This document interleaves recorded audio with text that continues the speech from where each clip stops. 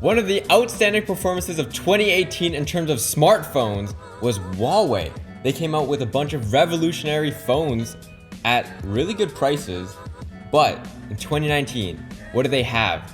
Well, in 2018, they had the comparable phones such as the P20, P20 Pro, the Mate 20, and Mate 20 Pro. Yep. So we are expecting Huawei will upgrade their P20 series to P30, which is actually expected to be unveiled in March of this year in Paris, confirmed in a tweet by Huawei with hashtag P30 series and a picture or video of the Eiffel Tower. We're going to be going over some of the P30 rumors today and what they're supposed to be including in it to compete against the Galaxy S10. And other competitive flagship phones that we are expecting in 2019. So for the P30, we don't know too much about the price yet, but from the P20, it was about 750 American. So we are expecting similar price range, probably actually a little bit more. But for that price, this is the base model.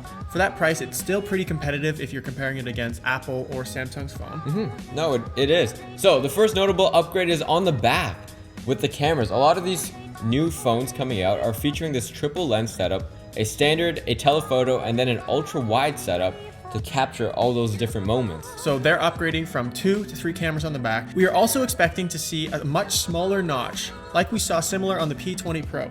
If you guys remember, or if you guys know, Apple has a massive notch. A lot of other flagship companies now, or a lot of other flagship phones have these big notches, and Huawei somehow did it with a very small notch that basically just is a footprint of the front-facing camera. It's very small. Now they are going to be bringing that over to the P30, which is pretty good. They don't need to go notchless, I feel, because that is small enough as it is. It's similar to the cutout on the new OLED screens. The Infinity O takes up about the same footprint.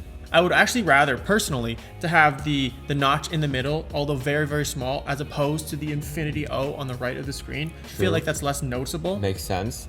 They also have the in-display fingerprint reader. Now, it's not similar to Samsung's where they use ultrasonic sound to sort of map out your finger. It's more of an optical one. Still pretty quick.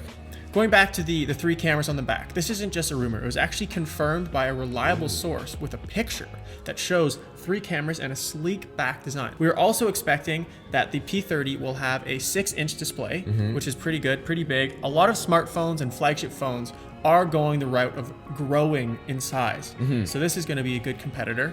Yeah, in China, one of the biggest trends is having that larger phone. They like seeing a bunch of information. So that is why most companies are going with the larger screen.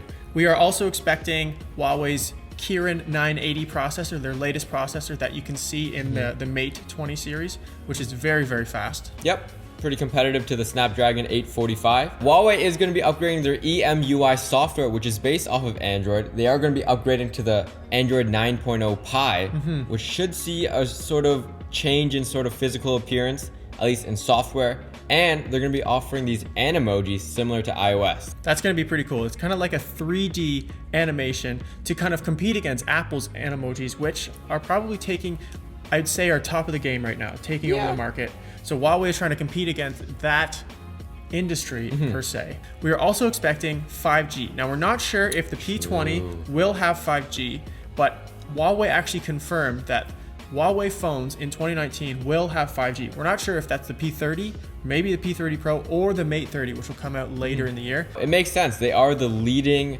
company in developing 5G networking. So to have their phones not included is a bit strange. So hopefully you guys enjoyed these Huawei rumors. Let us know in the comments below if you have any other rumors you want us to check out or if we missed anything. And of course, subscribe if you're new.